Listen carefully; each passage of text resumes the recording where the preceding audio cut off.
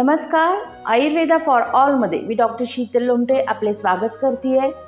सप्टेंबर-ऑक्टोबर महिन्यामध्ये वातावरणात उष्णता अशी असते. साधारणतः वर्षातून दोनदा वातावरणातील उष्णता ही वाढत असते. एक तर एप्रिल आणि मे मध्ये आणि दुसऱ्या वेळेला सप्टेंबर-ऑक्टोबर महिन्यामध्ये वातावरणातील उष्णता ही वाढलेली असते. आणि ज्या वेळेला वातावरणातील उष्णता वाढते अशा वेळी शरीरातील देखील उष्णता ही वाढत असते.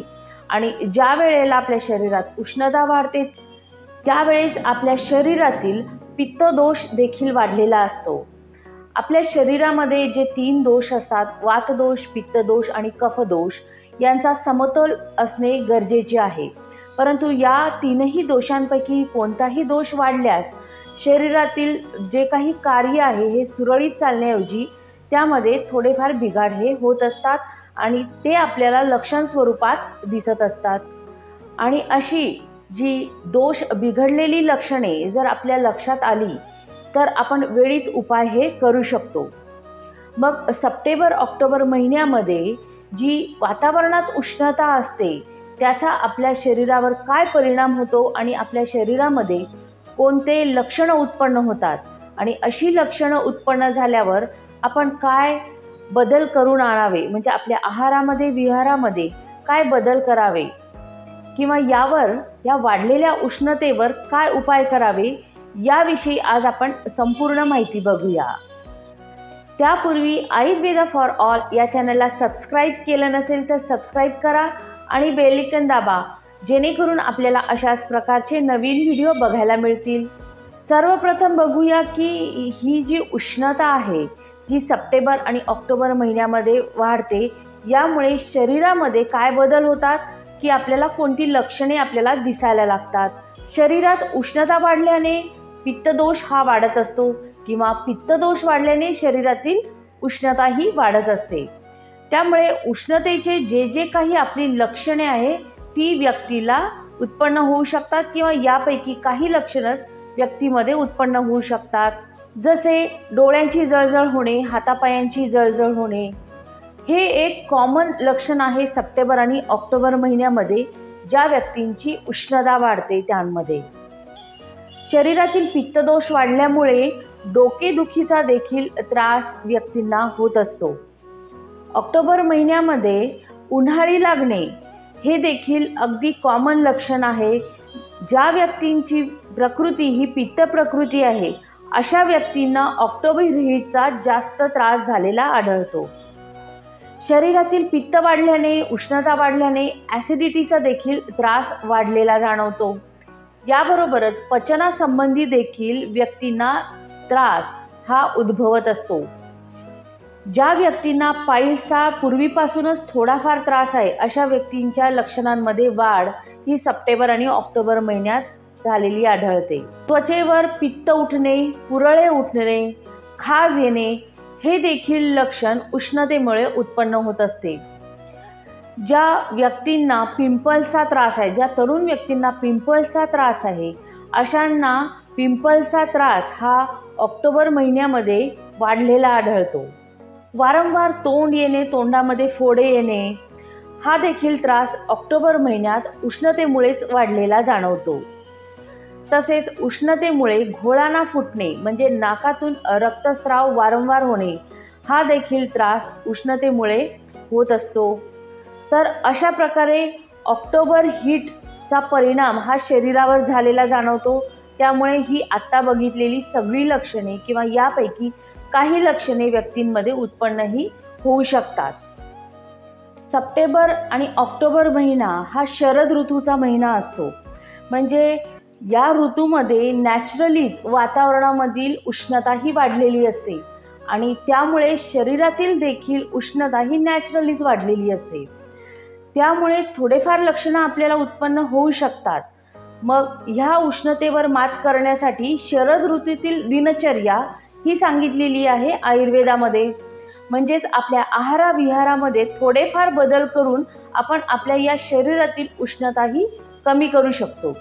तर मग आपण काय उपाय करायला हवे की ज्यामुळे शरीरातील वाढलेली उष्णता ही कमी करू शकतो. यामध्ये सर्वप्रथम आपल्या आहाराकडे लक्ष देणे गरजेचे आहे. म्हणजे काय तर जे जे पदार्थ शरीरातील उष्णता ही वाढवतात असे पदार्थ आपल्या आहारातून वर्ज्य करावे. म्हणजे फक्त सप्टेंबर आणि ऑक्टोबर महिन्यातच या पदार्थांचा समावेश आपल्या आहारातून टाळावा असे नाही, तर सप्टेंबर महिन्यापूर्वी म्हणजे पावसाळ्यामध्ये आणि उष्णतेचे जे दुसरे ऋतू आहे एप्रिल आणि मे महिना, या महिन्यांच्या आधीपासूनच आपल्याला आपल्या आहारातून हे पदार्थ वर्ज्य करणे गरजेचे आहे. म्हणजे पूर्वीपासूनच आपल्या शरीरातील पित्तदोष हा वाढणार नाही आणि सप्टेंबर ऑक्टोबरमध्ये जेव्हा पीक लेवल येते जे उष्णतेची, त्यावेळेला त्या उष्णतेचा त्रास आपल्याला होणार नाही. उष्णता वाढवणारे पदार्थ कोणते आहेत याविषयीचा व्हिडिओ मी पूर्वी बनवलेला आहे. त्याची लिंक तुम्हाला डिस्क्रिप्शनमध्ये दिलेली आहे, ती तुम्ही बघून घेऊ शकता. दुसरी गोष्ट म्हणजे रात्री जागरण करणे कटाक्षाने टाळावे. ज्या वेळेला रात्री जागरण हे वारंवार होतो त्यावेळेला शरीरातील उष्णता ही वाढत असते. त्यामुळे रात्री जागरण करणे अशा व्यक्तींनी टाळावे ज्यांना उष्णतेचा त्रास होत असतो. तिसरी गोष्ट म्हणजे आपले पोट हे साफ होत आहे का याकडे लक्ष द्यावे. पोट साफ जर होत नसेल तर शरीरातील उष्णता ही वाढते आणि परिणामी आपल्याला उष्णतेचे इतर देखील लक्षणे हे उत्पन्न होतात. तिखट मसालेदार पदार्थ आवर्जून आपल्या आहारातून वर्ज्य करावे. तसेच विरुद्ध आहार घेणे देखील सप्टेंबर ऑक्टोबर महिन्यामध्ये तसेच एप्रिल आणि मे महिन्यामध्ये विरुद्ध आहार घेणे टाळावे. विरुद्ध आहार काय आहे, त्यामध्ये कोणते कोणते पदार्थ समाविष्ट आहे याविषयीचा व्हिडिओ मी पूर्वी बनवलेला आहे. त्याची सुद्धा लिंक तुम्हाला डिस्क्रिप्शनमध्ये दिलेली आहे. शरीरातील उष्णता कमी करण्यासाठी ताक, फळांचे रस, गुलकंद, कोकम सरबत, नारळाचे पाणी हे पदार्थ वारंवार सेवन करावे. तळपायाची त्वचेची जर आग होत असेल तर त्वचेवर तळपायांवर ॲलोवेरा जेल याचा लेप लावावा, जेणेकरून तळव्यांची आग होणे, त्वचेची आग होणे ही कमी होईल. पिंपल्सचा त्रास होत असल्यास चंदन पावडर आणि गुलाबजल याचा लेप लावल्यास पिंपलचा त्रास कमी होतो. तसेच त्वचेची जर आग होत असेल तरीसुद्धा चंदन पावडर आणि गुलाबजलाचा लेप लावल्यास त्वचेची आग होणे कमी होते. शरीरातील आतील उष्णता कमी करण्यासाठी फळांचा रस हे तर आपण घेऊ शकतो. याबरोबर रात्रीला एका वाटीमध्ये अर्धा चम्मच धनेपूड आणि अर्धा चम्मच जिरेपूड भिजत ठेवावी आणि सकाळी उठल्यावर हे पाणी गाळून अनशनपोटी प्यावे. यामुळे शरीरातील उष्णता कमी व्हायला मदत होते. हे पाणी साधारणतः 15 दिवस ते महिनाभर आपण घ्यायला हवे. अशा प्रकारे आपण आहार आणि विहारामध्ये बदल घडवून शरीरातील उष्णता तर कमी करू शकतो, परंतु ह्या उपायांनी देखील जर शरीरातील उष्णता कमी होत नसेल तर पित्तदोष शरीरशुद्धीसाठी उपयुक्त असे पंचकर्म, विरेचन पंचकर्म हे करणे आवश्यक आहे. शरीरातील उष्णता कमी करण्यासाठी आयुर्वेद शास्त्रामध्ये विरेचन कर्म आणि रक्तमोक्षण हे 2 पंचकर्म वर्णन केलेले आहे. पित्तदोषाच्या शरीरशुद्धीसाठी विशेष करून ह्या दोन्ही चिकित्सा सप्टेंबर आणि ऑक्टोबर महिन्यामध्ये म्हणजेच शरद ऋतूमध्येच केल्या जातात आणि इतर पेशंटला ज्या वेळेला खूप आवश्यकता आहे अशा वेळी देखील वर्षभरामध्ये केव्हाही आपण ह्या चिकित्सा करू शकत असतो. विरेचन चिकित्सा म्हणजे यामध्ये शास्त्रोक्त पद्धतीने विशिष्ट असे स्नेहपान म्हणजेच औषधीयुक्त तूप हे दिले जातं व्यक्तीला. सोबतच स्नेहन आणि स्वेदन केले जाते आणि त्यानंतर रुग्णाला औषधीयुक्त काढे किंवा गोळी देऊन जुलाब करून घेतले जाते, ज्यामुळे शरीरातील पित्तदोषाची शरीरशुद्धी होते. हे विरेचन कर्म आयुर्वेदिक डॉक्टरच्या अंडर ऑब्झर्वेशनमध्येच करणे आवश्यक आहे.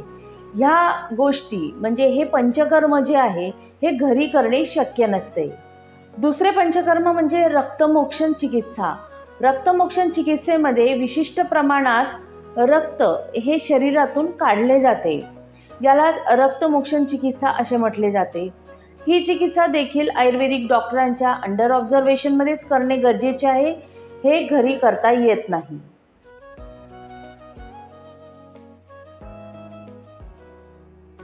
तर अशा प्रकारे सप्टेंबर आणि ऑक्टोबरमध्ये जी वाढलेली उष्णता असते ती कमी करण्यासाठी आपण घरगुती उपाय देखील करू शकतो. याबरोबरच आपल्या आहार आणि विहारामध्ये देखील बदल करून ही उष्णता कमी करू शकतो.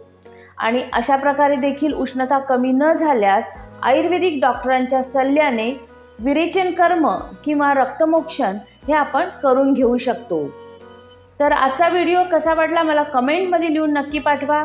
आणि अशाच प्रकारचे नवीन व्हिडिओ बघण्यासाठी आयुर्वेदा फॉर ऑल या चॅनलला सबस्क्राईब करा. आपले काही प्रश्न असल्यास तेही मला कमेंटमध्ये लिहून पाठवू शकता. धन्यवाद.